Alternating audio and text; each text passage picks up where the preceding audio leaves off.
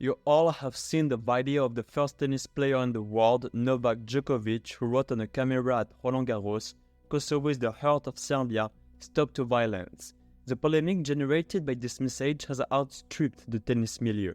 It has contributed to the diplomatic tensions between Kosovo and Serbia. This message, indeed, echoed to the recent tensions that happened in the Balkans between these two countries. In reaction, a lot of politicians all around the world expressed their fears that this kind of incident will trigger a war in this region. For instance, the Russian Foreign Minister Sergei Lavrov expressed his concern that, according to him, an explosion threatens the heart of Europe. In order to understand the reasons of these tensions and their stakes, I'm going to explain the wars which have torn the Yugoslavian countries apart 20 years ago and which still haunt them. The Balkans is a region in the southeast of Europe that is composed of 10 countries: Romania, Serbia, Montenegro, Bulgaria, Croatia, Bosnia-Herzegovina, Slovenia, Kosovo, North Macedonia, and Moldova. The major part of these countries are inhabited by the Yugoslavian. That's the name that designates the Slavic people from the south of Europe. They constitute 5 populations: the Bosniak, the Croatian, the Serbian, the Slavo-Macedonian, and the Slovenian. The Balkans are also inhabited by an important population of Albanese in Kosovo, Macedonia, and of course in Albania. The Balkans are also home to diverse minorities such as the Gypsies and the Turkish people that live all over the region. The 3 dominant religions are Islam, Catholicism, and Orthodoxism. Catholics form a majority in Croatia and constitute an important minority in Albania and in Bosnia.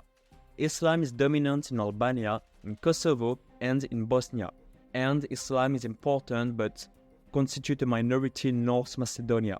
Orthodox Christians are dominant in Serbia, in Montenegro, and in North Macedonia. Christian Orthodox also form an important minority in Bosnia.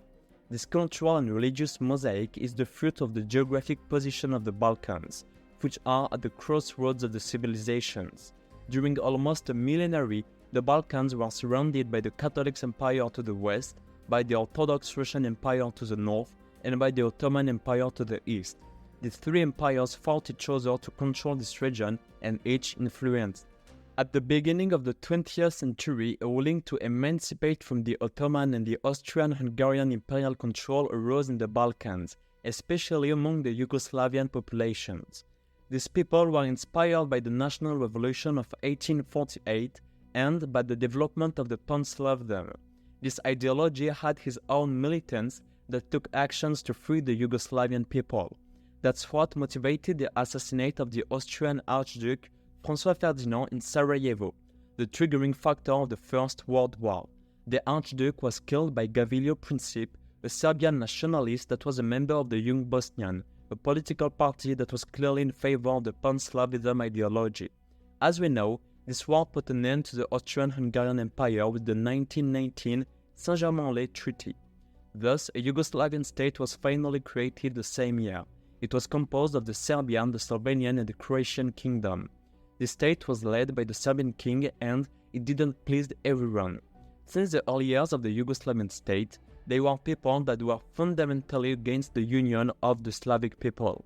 This anti-union revendication motivated a group of Croatians, called the Ustashi, to kill the king during a visit in Marseille in 1934.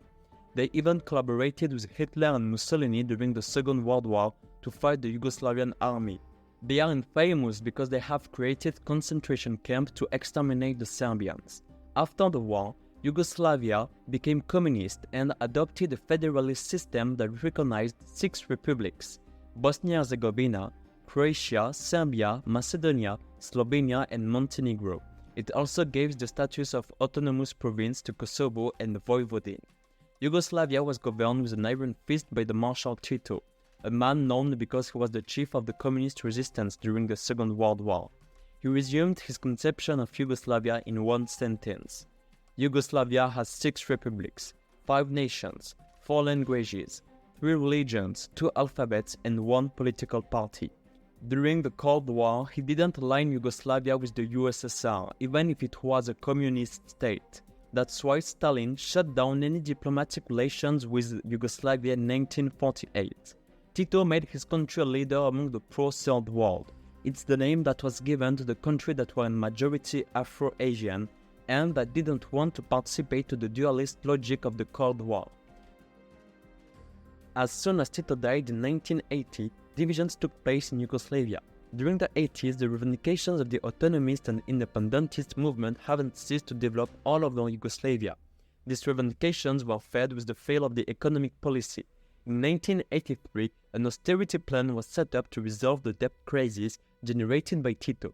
It was named as the Prime Minister at the time, Milka Planic. Hyperinflation hit the country and made the level of life of Yugoslavians drop by 1/3. The divisions increased after Milosevic took the power in 1987. He was the president of the Serbian Republic and of the Communist League of Yugoslavia, a title that made him the leader of this multi-ethnic country. Despite that, he was a Serbian nationalist. He wanted to centralize the power in Belgrade and to create a great Serbia, a country that would gather Serbians from all over Yugoslavia.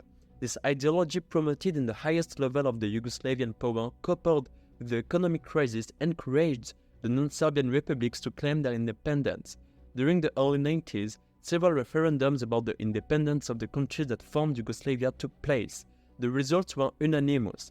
All the population wanted to get out of Yugoslavia. For instance, more than 94% of Croatians voted yes to transform Yugoslavia either into a confederation of sovereign states or to gain pure and simple independence during the referendum of the 19th May 1991. This willing of independence led to concrete actions in 1991. Both Croatia and Slovenia claimed their independence the 25th of June this year, and Macedonia claimed it the 17th of September. If Macedonia gained its independence pacifically, Croatia and Bosnia both had to fight for it. The Slovenian War of Independence was quick since it stopped the 7th of July, thanks to the Brioni Agreements that recognized its independence and sovereignty. The Croatians' war was longer than the Slovenians' one. This is due to the important Serbian minority that lived in its territory. Milosevic wanted that this minority create its own state in the Krajina of Knin, where Serbians were the majority. The Serbians feared that the Croatians would do ethnic cleansing against them if Croatia became independent. The fights raged between the Croatians who refused to let a part of their state in the hand of Milosevic and the Serbian, supported by Belgrade, which affirmed the right of all Serbians to live in one state. The war ended in January of 1992, with the ceasefire and the deployment of the Blue Helmets. However, the fights between Serbians and Croatians prolonged in Bosnia-Herzegovina when the Republic claimed its independence in April 1992. The Bosnian War was highly covered on an international level due to two horrible events.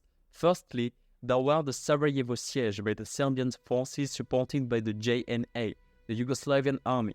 This battle destroyed the Bosnian capital after 4 years of fighting and killed or chased off around half of the inhabitants of the city. Secondly, there was the Srebrenica slaughter that was committed by the Serbian forces against the Muslim Bosnians. They killed every man or boy of the city because of their ethnic and religious affiliations. This crime, that is considered as a genocide by the United Nations, killed around 8,000 people that were supposed to be under the protection of the Blue Helmets. On the international stage, a lot of critics targeted the Blue Helmets for their inaction. The Bosnian War will have left over 100,000 dead and 200,000 displaced persons. The Dayton Agreement, signed 14 December 1995, put an end to it. The representatives of the three sides of the conflict signed it: Alija Izetbegović for the Muslim Bosnians, the Croatian President Franjo Tudjman, and the Serbian President Slobodan Milosevic. This agreement put an end to the war and officialized the state of Bosnia-Herzegovina within its current boundaries. Two entities compose the state of Bosnia: the Federation of Bosnia-Herzegovina, that represents 51% of the territory and 70% of the population, and the Serbian Republic of Bosnia, that represents 49% of the territory and around 30% of the population. Every entity has its own parliament, government, and president. Above these officials, there are a parliamentary assembly, a collegiate presidency, and a government comprising representatives of Bosnia's three communities. After 1995, Yugoslavia was composed by two states, Serbia and Montenegro, and two autonomous provinces, Kosovo and Vojvodina. But this is not for all that it was a homogeneous state in terms of ethnicity. If Montenegro and Serbia were in vast majority inhabited by Serbian Orthodox, the Kosovo province was inhabited by 90% of Muslim Albanians. This fact dismayed Milosevic, who thought that the Kosovo should have been inhabited by a majority of Serbian Orthodox. For the Serbs, this province marked the union between the Yugoslavian Christian people that happened during the Battle of Kosovo-Polje in 1389 that opposed them to the Ottoman Empire.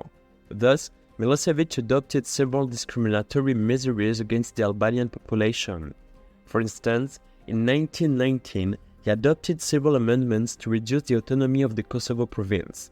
The Albanians complained about these discriminations and they didn't want it to recognize the sovereignty of a state whose the union is based on an ethnic and religious affiliation that don't include them. The tensions between the Serbians and the Albanians materialized in 1996 when several bombings occurred and were claimed by the Albanian separatists. These tensions reached their apogee in 1998 when the Kosovars elected their president through democratic elections that were not recognized by Belgrade. At this moment, the Kosovo province entered in a war between the Albanian Liberation Army, the UCK, and the Yugoslavian army, helped by diverse Serbian militias. In order to avoid new slaughters as during the Bosnian War, NATO intervened in the conflict. During more than 70 days, they bombed the Serbian army in Kosovo, but also on the Serbian soil. The international community convinced the Serbians to stop the war. According to Human Rights Watch, several thousand people died in this war and more than 800,000 people were displaced inside or outside Kosovo. Several slaughters have been committed by the two sides of the war. After, the Kosovo was placed under the guardianship of the intervention forces created by the United Nations, named the K-Force. Then it has been placed under the guardianship of the UN Interim Mission in accordance with the resolution 1244 of the Security Council. The UN administrated Kosovo till 2008, the date at which the Kosovo claimed officially its independence. Nowadays, Kosovo is recognized by 116 states, which means that countries like Russia, India, China or Serbia don't recognize it. The situation can be explained by the fact that Serbia has been a long ally of Russia. Besides, Kosovo is an ally of the US that established a permanent military base there. Currently, the K-Force is still in place due to the tensions that are still present between the Albanians of Kosovo and the Serbian minority, supported by Serbia. The Balkans has seen a last conflict in 2001. From January to August, a militia named UCKM in North Macedonia took up arms against the government. It highlighted the situation of the Albanians in this country, where they represent 23% of the population. They asked to change the constitution of 1991. We have seen that in the 90s, the Balkans have been torn apart by several wars and slaughters motivated by ethnic, politics and religious motives. At the same time, the end of the Cold War had created an international consensus for the development of a global order as well as an international justice. That is why in 1993, an international court has been set up by the UN to judge the war criminals that destroyed the Balkans. Among them, there were Milosevic and the former Kosovo president Hashim Thaçi. Finally, the International Criminal Court for Yugoslavia charged 171 politics and militaries. However, this work was put in a difficult position by the lack of tools and the lack of cooperation from the national police services that didn't always play along due to the tensions that are still present among these countries. Today, as we have seen at the beginning of the video, tensions are still present in these countries that have lived together for decades. However, a large part of the population wants to end these tensions and to concentrate on their common problems, such as the lack of development or the massive immigration of the youth to Western Europe. We could think that in the future, a reconciliation could happen in the European Union. All these countries are candidates to join it, and Croatia is yet a member of the EU. We are coming to the end of the video, so don't forget to subscribe to the channel, which is also present on Instagram and TikTok, for more summary content. Thank you for watching this video.